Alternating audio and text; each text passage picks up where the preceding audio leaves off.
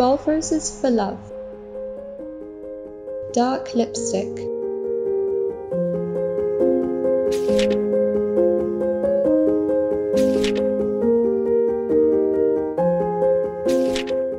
Theresa still couldn't believe she had put up with all of that for so long. It had been an almost textbook case. How had she, of all people, allowed herself to become that person? She loved Jake. Correction, she told herself as she sat on the bed in the women's shelter she had once thought she loved Jake.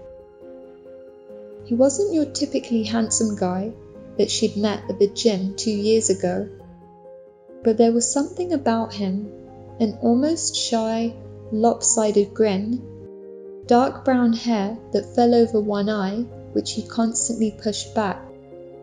They had dated. He'd told her he'd had anger management issues, and the gym was to help work these out. She understood. That's kind of what she herself was working on, but hers was more a case of self-esteem. Feel good about your body and yourself, all the support groups had said, and it had worked. When she met Jake, she was trim, the curves where they should be, and she had muscles. "I'll arm wrestle you," she said to Jake, who had an impressive set of biceps himself. Her smile always lit up her face and danced in her eyes. Who would have predicted that would be her undoing?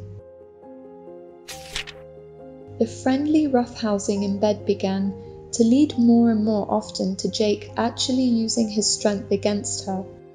The first time, he was all apologies, the classic, "I'm sorry babe, I didn't mean it, it will never happen again," followed by flowers and chocolate. She'd worn dark lipstick to work and made some empty, silly excuse about slipping in the bathroom.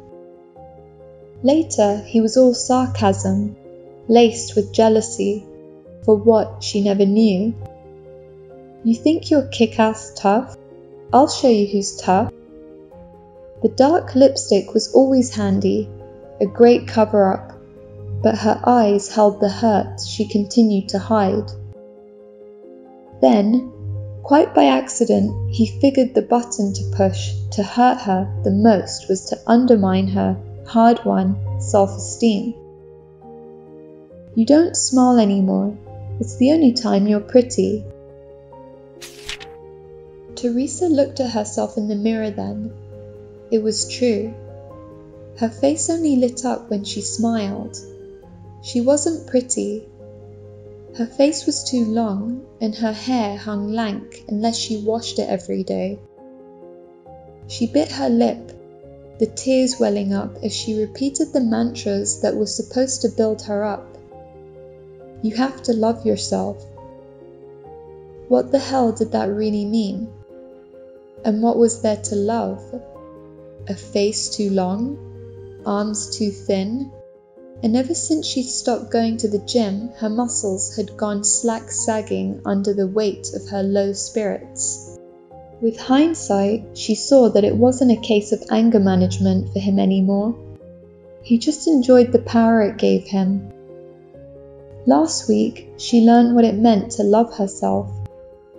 Last week, he had pushed that button way too far when he came to her in the kitchen and for no reason twisted her arm.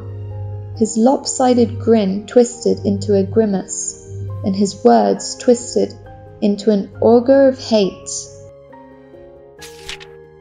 "You're an ugly bitch," he yelled, "and I'm going to make you uglier so no one will ever look at you again." He raised a broken bottle to strike her. In that moment, Theresa knew what it meant to love herself. It burst with all the warmth of a heart full of deep, fathomless love. A love so pure it gave her the strength to wrench her arm out of his, raise her leg, and land a full-bodied kick in his groin. As he doubled over, she grabbed the hot pan from off the stove and struck him in the face. He fell down and passed out.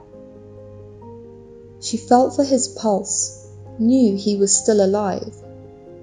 Then she packed all the things that were hers and walked out.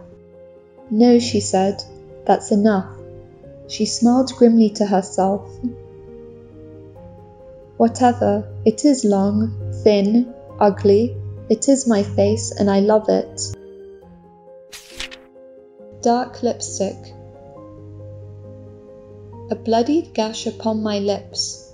The purple wound should not be seen, lest they should say, "I told you so." And love I thought I had has been a sorry, sordid, lost affair. Dark lipstick covers all my dreams. How long will it conceal my plight? Another love, another fight. Some other way to turn a trick. Another reason, dark lipstick. Until I learned I can fight back, not just with fists or fire or might, but knowing I can change my tack, knowing I can walk away, knowing I can live again. For I have learnt to love again, learnt to love myself again.